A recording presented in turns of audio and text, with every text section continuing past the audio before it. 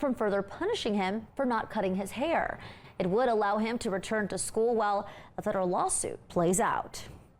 And despite the increased need for kinship placements needing their services, hundreds of Texas families may be left navigating the world of kinship care solo if a pilot program doesn't receive funding in the upcoming legislative session. It's called a Kinship Navigator, and it helps connect kinship placements to financial resources, legal help, and more across the state. Leslie Wachuku shares the hurdles kinship placements face when suddenly left to raise a relative. There were several Texas organizations that applied to be part of this program, but only 4 were chosen, Fort Worth being the only one representing North Texas.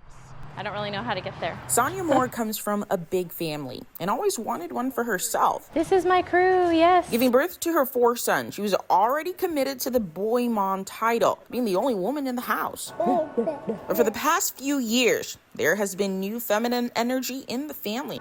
Scarlett. Meet her first granddaughter and her new teenage daughter. My husband and I have taken in a great niece who originally lived in Alaska. She was sent to us. She'd spent several years in Alaska in foster care and then was transferred down as a kinship placement to my husband and I.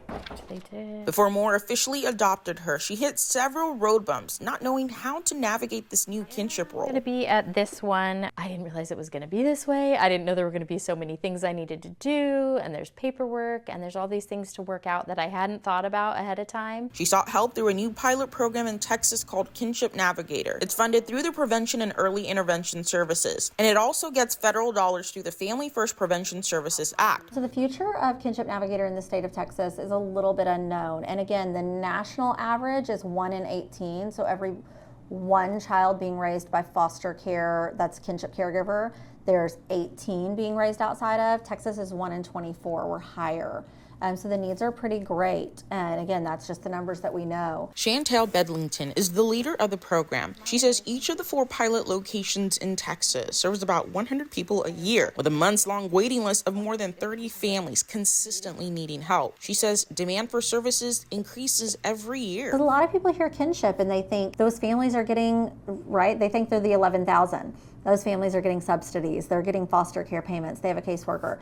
And it's really about helping people understand that the vast majority, the 24 for every 1, they're not getting anything. Hi, this is Sonia. Moore is going through several full circle moments. I think a little bit of my fight for what's right and for kinship families is just in honor of my sister and my brother-in-law too, and all that they did for me. She went from needing help to now providing help through Kinship Navigator. She not only had the lived experience of being raised by her sister as a teen, but she ended up getting the daughter she always wanted. Best job ever. In Willow Park, Leslie Wachuku, Spectrum News.